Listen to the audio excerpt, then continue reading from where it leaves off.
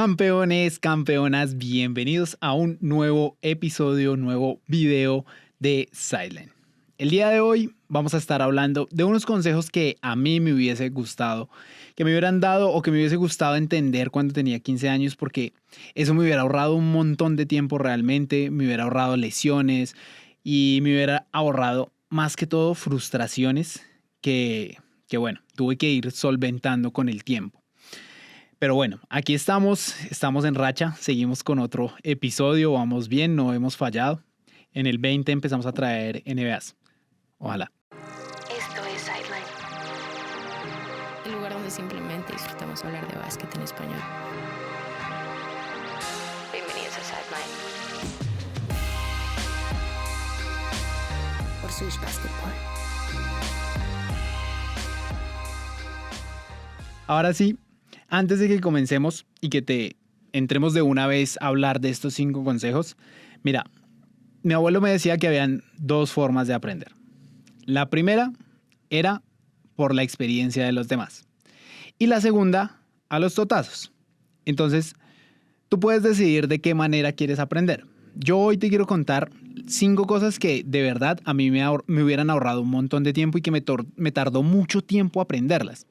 O simplemente puedes no hacer caso a este episodio y simplemente salir tú y aprender a los golpes y demorarte mucho más tiempo. Yo simplemente lo que quiero hacer es ahorrarte un poco de ese tiempo. Y hoy quiero que tú y yo hagamos un trato.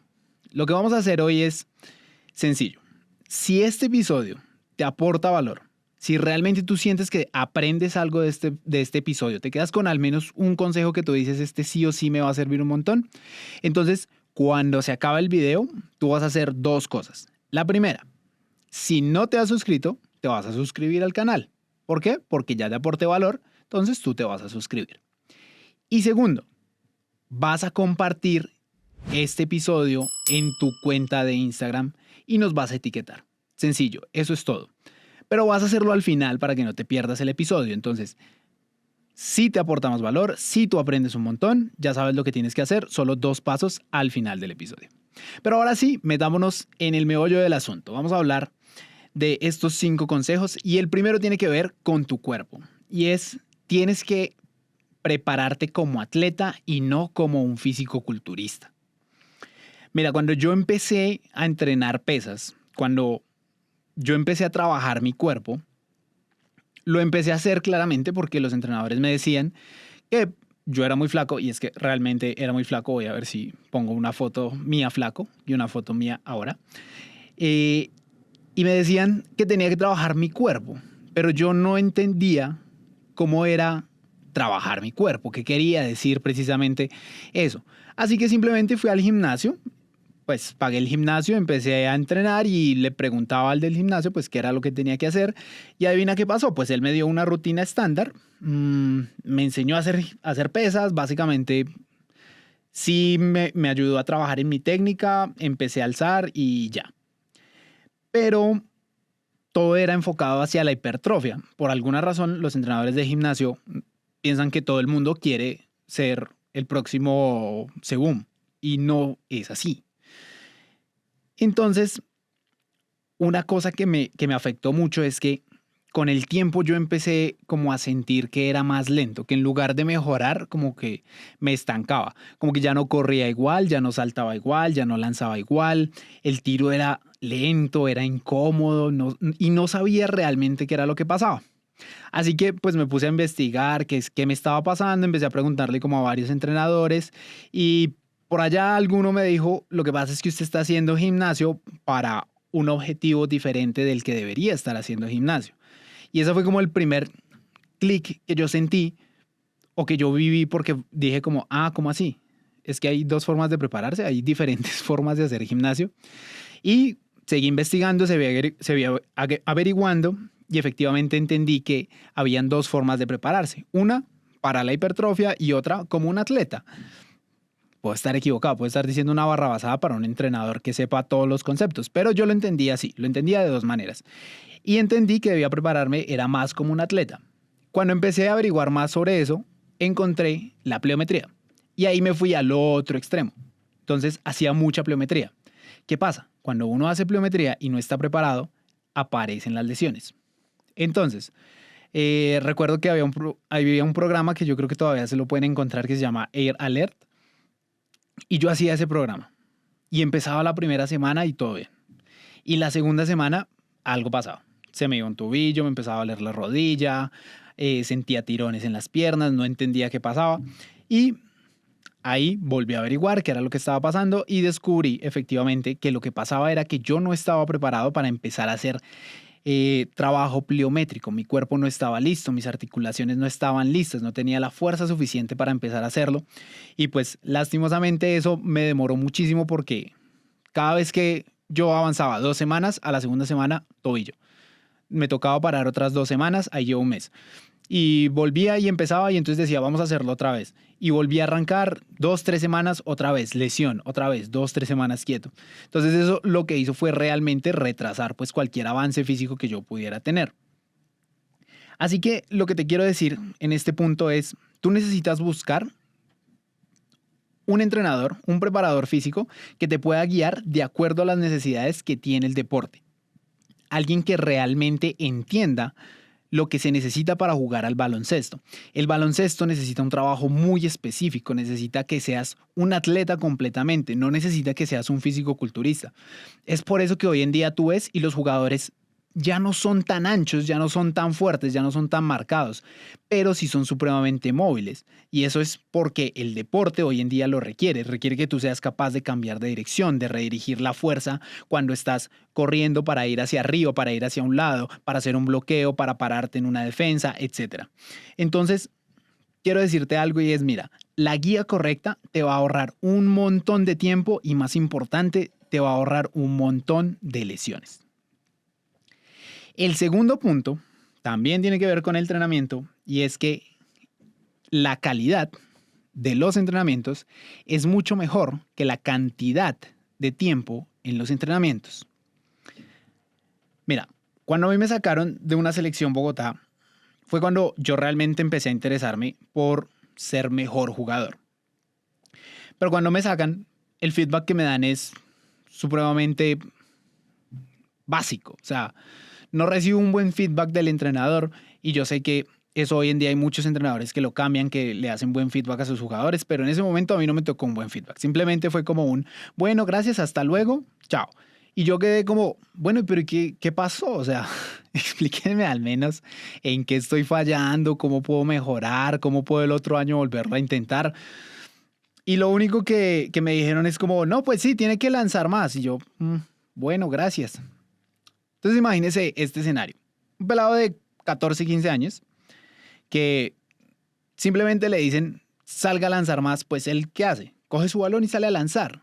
Pero no piensa en tengo que tener una estructura, tengo que enfocarme en tantos tiros, tantos de acá, tantos de acá.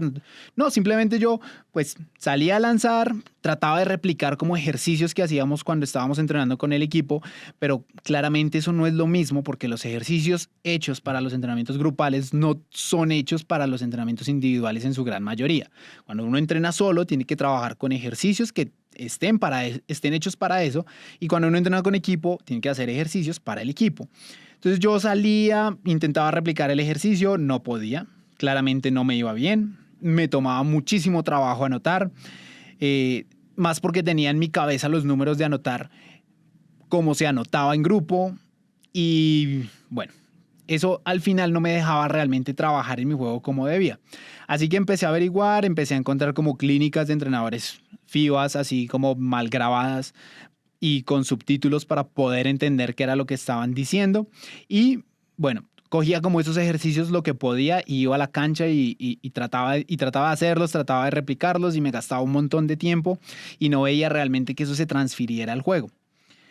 Eventualmente pues sí hubo mejora en mi juego, pero bueno, porque es que el trabajo al final se nota. En un punto hubo mejora, rápido no, o sea, hubo mucha frustración antes, pero en algún punto hubo una mejora. Y me pude haber ahorrado un montón de tiempo si yo hubiese tenido las herramientas que existen hoy en día. ¿Cómo qué? Pues yo aprendí en algún punto, en mi búsqueda, en mis investigaciones de días y días, encontré que había una especie de triángulo de entrenamiento. ¿Qué es ese triángulo de entrenamiento? Y es que uno puede entrenar fuerte, inteligente y constante. Y ese triángulo necesitas las tres partes del triángulo. Tú no puedes entrenar dos y una no. Es como una mesa de tres patas. Si quitas una de esas patas, pues se cae la mesa. ¿Yo qué era lo que hacía? En un principio simplemente trabajaba fuerte, pero de vez en cuando. Entonces, una patica nada más. Luego entonces empecé a trabajar fuerte y constante. Entonces lo hacía todos los días, entrenaba muy duro, pero como no entrenaba inteligentemente, pues no veía resultados. Y finalmente fue que entendí que era entrenar inteligente y empecé ahora sí a ver resultados que se transferían mucho más rápido a la realidad de juego. ¿Qué es entrenar inteligente? Pues entrenar inteligente es entrenar con una guía. Sencillo, es saber lo que tienes que hacer cuando tú llegas a la cancha. Y si tú no sabes qué es entrenar inteligente o cómo preparar tu entrenamiento inteligentemente, te vamos a dejar aquí arriba en las tarjetas un podcast precisamente que hicimos en donde explicábamos la fórmula para que tú puedas preparar tus propios entrenamientos. ¿Qué más es entrenar inteligentemente? Un video del canal. Tú ves un video específico, puntual de lo que tú quieres trabajar en el canal y lo trasladas a la cancha y vas y ejecutas eso. Eso es entrenar inteligente. Y si a eso le agregas la constancia de hacerlo seguido y adicional durante los entrenamientos lo haces fuertemente, es decir, a una buena intensidad, pues realmente vas a ver resultados y eso se va a transferir inmediatamente a la realidad de juego. El tercero ya es más un tema mental y quiero decirte que es visualiza y ejecuta. No es una o la otra, son las dos. Esto cambia un poquito el tema, porque sé que es un tema más mental, pero mira, si yo hubiera entendido a mis 15 años la importancia que tiene la mentalidad en el juego del baloncesto, probablemente hubiese logrado muchas cosas más significativas. Te digo, el básquet es un juego mental, porque hay muchas emociones, el contacto físico hace que las emociones suban y tú sí o sí necesitas saber controlar tu cabeza durante los partidos para que precisamente no te salgas del juego. Mira, este tema de la visualización te lo voy a explicar con dos historias. La primera es, hace poco estaba jugando la final de un torneo. Antes del partido estaba como un poco nervioso, llevaba rato sin jugar una final. Pero entonces dije, ok, hoy voy a ser ofensivo, voy a anotar para calmar un poco los nervios. Hice unos ejercicios de respiración y mientras los hacía, visualizaba los tiros entrar. Simplemente eso ya es algo que yo trato de hacer cuando tengo tiempo antes de un partido. Entonces empiezo a visualizar, me tomo mi tiempo, respiro. Al final del partido salí con 5 triples. Anoté 30 puntos y sin esperármelo, quedé mejor anotador del torneo. Pero esto no fue solamente un tema de visualización. La semana anterior que había hecho, pues lanzar. El día anterior lancé un montón llegando de viaje, sin ningún problema. Y eso fue lo que llevó a que la visualización se hiciera realidad. No es solamente la visualización, son los dos componentes. Y ahora te voy a contar otra historia. Y esta es desde cuando inicia la visualización, tiempo atrás. Sabía que tenía que jugar un partido el sábado y era domingo. Dije, el próximo partido voy a meter 30 puntos. Así lo dije, voy a meter 30 puntos. Y empecé a entrenar. Toda la semana estuve juicioso, lanzando, y siento que era más fácil entrenar. ¿Por qué? Porque tenía una meta a final de la semana y era, voy a meter 30 puntos. ¿Cómo? No sé, pero voy a meter 30 puntos. Entonces empecé a pensar en que iba a anotar esos 30 puntos, entrenaba. Llegó el momento del partido y dije, hoy voy a meter 30 puntos, hoy voy a meter 30 puntos. En ningún momento dejé de pensar en que iba a anotar esos 30 puntos. Curiosamente, ese día me fui con 7 de 8 en triples. O sea, 7 triples de 8 lanzados. Y estaba supremamente enfocado y anoté exactamente 30 puntos. Ahí es que yo siento que realmente cuando yo estoy visualizando, pues lo que puedo hacer es la visualización más la ejecución te va a llevar al resultado que estás buscando. Tú no puedes simplemente pensar en que las cosas van a salir bien y no hacer nada para que salgan bien. Entonces, el tercer consejo, que suena un poco intangible, pero que es mucho más tangible de lo que te imaginas, es visualízate haciendo las cosas bien, pero ejecuta a lo largo de los días, es decir, entrena todos los días para que esas visualizaciones se puedan hacer realidad. La cuarta clave es también un tema mental y es asumir la responsabilidad te puede ahorrar tiempo. Mira, volviendo a la historia de la selección Bogotá, cuando a mí me sacaron, yo me sentí muy mal. Yo no supe cómo manejarlo y también las amistades que yo tenía, pues realmente tampoco me ayudaban a llevarlo de la manera adecuada. Y realmente yo como que empecé a culpar a los demás de lo que estaba pasando y claramente mis amigos reforzaban esa idea de que la culpa era de los demás, que yo era el próximo Michael Jordan y que los demás eran los culpables porque no veían el talento en mí. Y eso no es verdad. Cuando uno empieza simplemente a poner excusas, es que yo ponía excusas por todo. O sea, yo decía, no, es que es el entrenador, es que ese día el balón, es que ese día la cancha, ese día estaba haciendo frío, ese día no tenía con quién entrenar, bla, bla, bla, bla, bla, bla. Y eventualmente pasaron muchos años hasta que en un libro, que no me acuerdo cómo se llama el libro, encontré algo que decía que uno debía hacerse responsable de las cosas que ocurrían, así no fueran responsabilidad de uno, o sea, así no fueran tu culpa, tú debías asumir la responsabilidad. Y me parecía muy raro, pero entendí el por qué. Y es que, ¿qué pasa? Cuando hay errores, cuando algo pasa, sale un partido mal, perdieron, las cosas no salieron bien, y tú asumes la responsabilidad, es decir, tú dices, yo soy el responsable de lo que pasó, lo que estás haciendo es decirle a tu cabeza como, oiga, hay que mejorar, ¿sí? Es decir, vas a encontrar realmente que hay oportunidades de mejora. Le estás diciendo a tu cerebro, sí puedo mejorar algo, sí hay algo que todavía puedo hacer mejor. Pero cuando no los asumes, lo que le estás diciendo a tu cabeza es que no necesitas mejorar, que pues igual no es tu culpa, entonces, ¿por qué vas a buscar una cosa por mejorar? Realmente no tienes nada por mejorar porque como no es tu culpa. Entonces, si tú te quieres llevar algo de este episodio realmente, si tú quieres quedarte con un consejo que realmente te va a servir y solo te quieres llevar eso, mira, aprende a hacerte responsable de los errores, tómalos como tuyo y mejora para que no te vuelva a ocurrir. Asume la responsabilidad, así no sea tu responsabilidad, y vas a ver todo el camino de mejora que vas a tener. El quinto y último se dice fácil, o más bien se dice de una forma sencilla, y es diviértete en el juego. Varias veces lo he dicho, muchas veces me preguntan por la ansiedad, los nervios, etc. Y la respuesta para mí es sencilla, es diviértete mientras juegas. Y este puede ser el consejo más sencillo de todos, pero no es el más fácil de cumplir. Así como es sencillo, no es fácil de hacer.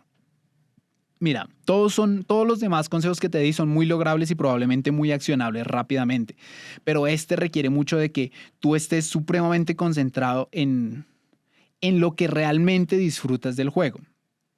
Mira, la razón por la que estoy casi seguro que tú, yo y todos los jugadores que están en el mundo hoy en día juegan básquet es porque los hace sentirse felices. Cuando yo empecé a jugar, simplemente me divertía con lo que hacía, me divertía tener el balón en la mano, me divertía meter la pelota en el aro, me divertía porque pasaba tiempo con mis papás, porque podía hacer amigos. No había presión de nada y eso hizo que realmente yo me enamorara del juego. Y estoy seguro que tú también te enamoraste del juego por momentos muy puntuales y muy específicos. Y esa es la razón principal y muchas veces terminamos olvidándola. No sé por qué, a medida que crecemos y la presión aumenta, nos olvidamos por qué estamos haciendo lo que estamos haciendo, por qué jugamos básquet, por qué nos levantamos temprano a entrenar, por qué nos acostamos tarde después de entrenar, por qué vamos a los partidos a jugar. Y quiero contarte una historia, pues que más que una historia es una enseñanza de una charla que alguna vez tuve con un papá en un club de básquet que yo trabajaba y él me contaba que él había tenido una discusión con su hija y cuando me contó lo que él le dijo a su hija, a mí eso me quedó tatuado, o sea, lo tengo aquí tatuado en la base del cerebro. Resulta que su hija sufría mucho cuando no jugaba bien, pero perdía el equipo y lloré.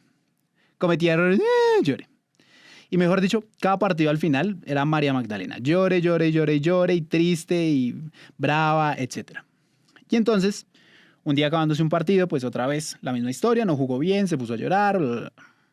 Y entonces él me contó que cuando iba en camino a la casa, él le dice, Mira, si tú vas a sufrir cada vez que estás en un partido, vamos a dejar de venir a esto. Vas a dejar de jugar básquet. No sé, compramos un perro, nos dedicamos al ajedrez, pero si tú vas a sufrir por esto, no tiene sentido que estés haciendo esto. Y en ese momento fue como una epifanía, como que, wow, wow.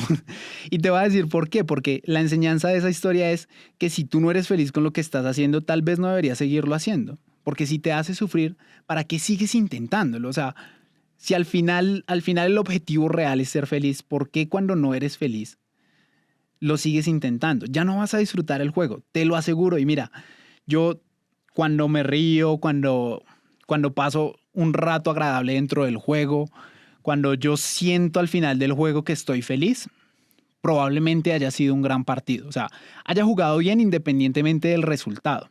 Pero cuando yo salgo bravo, salgo de mal genio, haciendo mala cara, definitivamente es porque no me divertí en lo que estaba haciendo. Y lo que yo te digo es, tienes que aprender que con el tiempo, aunque sube el nivel de exigencia, la seriedad de lo que estás haciendo, no puedes dejar de divertirte. Y te lo voy a dejar así en una frase que es de una canción de rap que me gusta mucho y la frase dice, te doy un truco, es como un cotejo. Y la frase dice, te doy un truco, es como un cotejo de fútbol, hacerlo profesional pero que siga siendo un juego. Ese es el mejor truco que yo te puedo dar. Hazlo lo mejor que puedas, lo más profesional que puedas, pero no te olvides que es un juego. ¿Por qué? Porque si tú no te diviertes, créeme, va a ser mucho más probable que desistas en el camino y que si los resultados no se te dan, entres en, no sé, en una tristeza o en una depresión por lo que estás haciendo y eso al final va a pegar en tu confianza porque yo sé que lo que pasa en la cancha se traslada a la vida de uno. Entonces, si te quieres llevar otro consejo, ñapita, llévate este. Y es diviértete jugando. Eso te va a liberar de un montón de problemas. Te va a quitar la ansiedad, te va a quitar los nervios, te va a quitar la falta de confianza. Realmente esto es un hack casi instantáneo para cuando uno quiere desarrollar su juego de la mejor manera. Así que recapitulando, los 5 consejos son: prepara tu cuerpo para el baloncesto, no para estar saliendo en revistas. Segundo, entrena inteligente, fuerte y constante. Tercero, visualiza y ejecuta. Cuarto, asume la responsabilidad así no la tengas. Y quinto, diviértete o cancela. Si llegaste hasta aquí, si ya llegaste hasta el final de este episodio, es porque definitivamente aprendiste algo. Y tú y yo hicimos un trato al iniciar este episodio.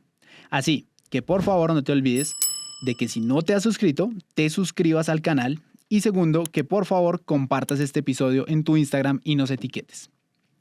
Y bueno, campeones, campeonas, también no olviden que aquí abajo les dejamos un enlace con un PDF que pueden descargar.